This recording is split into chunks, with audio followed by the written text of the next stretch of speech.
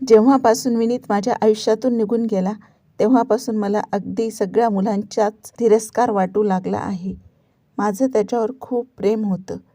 आम्ही 4 वर्षापासून रिलेशनमध्ये होतो. पण जेव्हा तो एक दिवस मला न सांगता माझ्या आयुष्यातून निघून गेला तेव्हा मला समजले की या जगात प्रेम नावाची गोष्टच अस्तित्वात नाही. आता मी एक हृदय नसलेली मुलगी झाली आहे. मला आता कशाचीच भीती वाटत नाही आहे, कारण मला वाटतंय की यापेक्षा जास्त वाईट असे काय घडेल माझ्या आयुष्यात. म्हणून आज आई-वडिलांच्या सांगण्यावरून मी एका मुलाशी लग्न करायला तयार झाले आहे. आई-बाबांनी सांगितले की त्या मुलाला मला भेटायचे आहे. त्यावर मी बोलले, बाबा त्या मुलाला भेटून असे काय त्याच्याबद्दल मी माहीत करून घेणार आहे. कारण इतकी वर्ष त्याच्यासोबत राहूनही मी विनीतला ओळखू शकले नाही. मग एका छोट्या भेटीनंतर मी त्या अनोळखी व्यक्तीचा स्वभाव कसा ओळखणार. बाबा ठामपणे म्हणाले, तुला नसेल भेटायचे त्याला, पण त्या मुलाला तुला नक्कीच भेटायचे आहे. मी नाईलाजाने त्या मुलाला भेटायला तयार झाले. आईबाबांची इच्छा होती की मी एकटेच त्याला भेटायला जावे. त्या मुलाला रात्रीच्या जेवणासाठी मेनलँड चायनाला भेटायचं ठरवलं. डिनर डेटच म्हणा ना. मी अक्षरशः झॉम्बीसारखे झाले होते. आता मला काहीही करायला उत्साह वाटत नव्हता. माझ्या हातात जे कपडे आले ते मी घातले आणि मेनलँड चायनाला जाऊन पोहोचले. पाहिले तर तो माझीच वाट पाहत बसला होता. मला पाहताच तो माझ्याकडे आला आणि माझे नाव विचारले. मी नाव सांगताच तो मला कोपऱ्याच्या टेबलवर घेऊन गेला. रेस्टॉरंटचा ॲम्बियन्स खूप छान होता. मंदसे रोमॅन्टिक म्युझिक चालू होते. मी जाऊन त्याच्या समोर बसले. त्याच्या डोळ्यात चमक आली होती.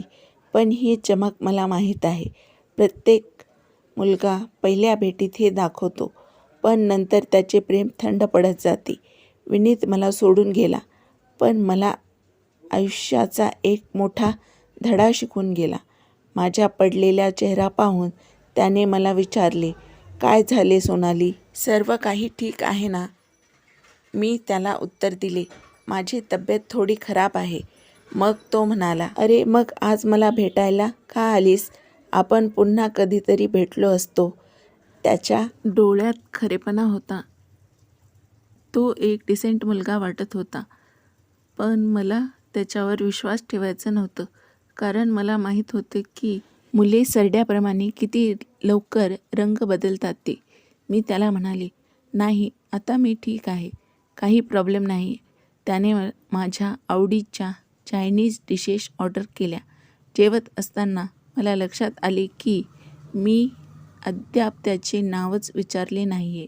मी त्याला म्हणाले, सॉरी, मी हा प्रश्न आत्ता विचारते, पण तुझे नाव काय? विनीत, त्याने जेवता जेवता उत्तर दिले. त्याचे नाव ऐकून माझे टाळकेच सरकले.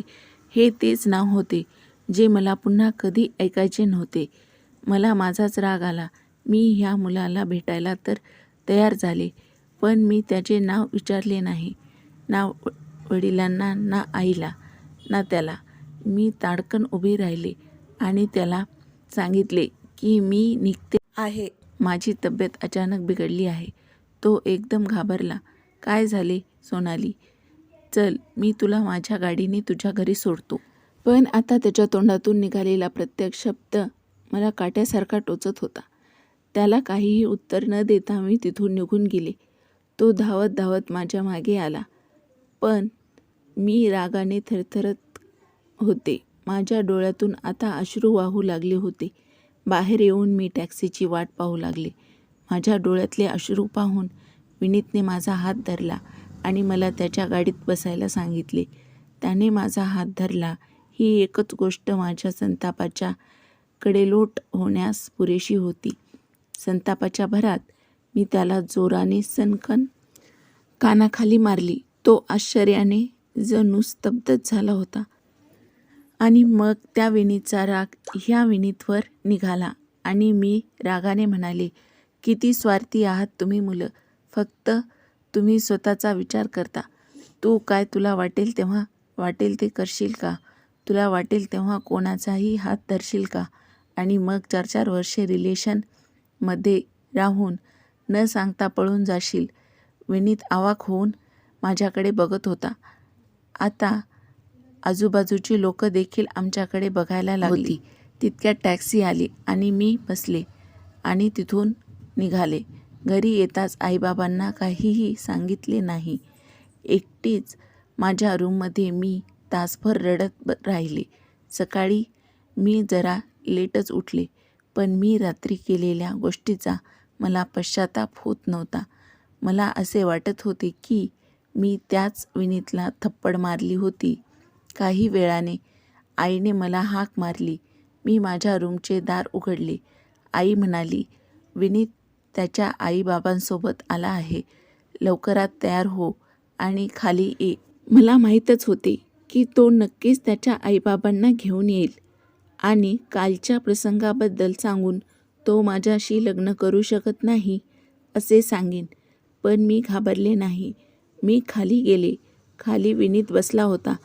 त्याने माझ्याकडे पाहिले. आई किचनमध्ये होती. मीही किचनमध्ये गेले. आईच्या चेहऱ्यावर हसू उमटले आणि तिने मला सांगितले की विनीत आणि त्याच्या घरच्यांनी लग्नाला हो म्हटले आहे आणि लवकरच लग्न करायचे आहे.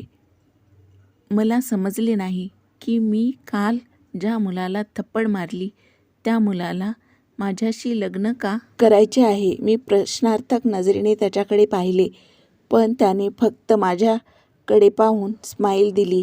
मी आईला सांगितलं की मला त्याच्याशी प्रायव्हेटली बोलायचं आहे. विनीत माझ्या रूममध्ये आला. त्याचा चेहरा एकदम इनोसंट दिसत होता. त्याला पाहिलं तेव्हा मला वाटलं की तो दिसायला काही वाईट नव्हता. खरं तर तो देखणाच होता. मी त्याला विचारलं, तू काय डोक्यावर पडला आहे का? काल आपल्यात इतका तमाशा झाला तरीही तू लग्नाला हो म्हटलंस. तुला माझ्या पास्टबद्दल काही माहीत तरी आहे का? तुझ्या पास्टबद्दल माहीत पडले म्हणूनच मी लग्नाला हो म्हटलं, विनीत म्हणाला.